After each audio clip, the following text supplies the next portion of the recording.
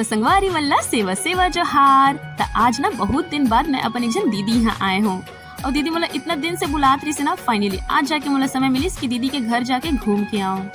और ये दीदी है ना अपन घर में इतना सुंदर दुकान खोल के रखी है जहाँ छत्तीसगढ़ी वेशभूषा और आदिवासी वेशभूषा के सामान मिलते। अब मोर मन तो इतना चंचल है कि मैं दीदी की दुकान के एक एक सामान ला उठा उठा के देखत रही हूँ, चाहे रंग बिरंगी लुगरा होए कि अलग अलग प्रकार के धोती कुर्ता सेट या फिर गमछा या फिर इतना सारा अलग अलग प्रकार के गहना जैसे हसली हो गए, कड़ा हो गए, तकनी हो गए, ऐठी हो गए और साथ में इतना सुंदर सुंदर फुंदरा, हालांकि बहुत चीज है। और इतका में दीदी आके मोला गई थे कि ले नोनी एको ठन तहु पहन के देख। और थोड़ी देर में ही मैं पूरा वेशभूषा के साथ तैयार हो गया हूँ।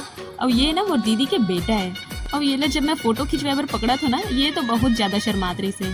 और पता है ये दीदी की दुकान में ना इतना सारा सामान है कि मैं तो अपन आपला अब भी नहीं रोक पाता कि मैं काला देखूं और काला नहीं देखूं।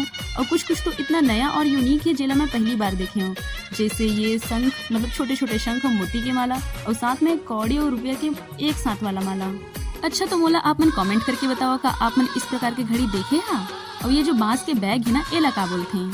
तो यहाँ ना वेशभूषा और आभूषण के अलावा और भी चीज मिलती है, जिससे बहुत सारा किताब हो गए, चाहे वो छत्तीसगढ़ी संस्कृति के ऊपर हो या फिर आदिवासी महापुरुष के ऊपर हो, साथ में बहुत सारा मोमेंटो और फोटो भी।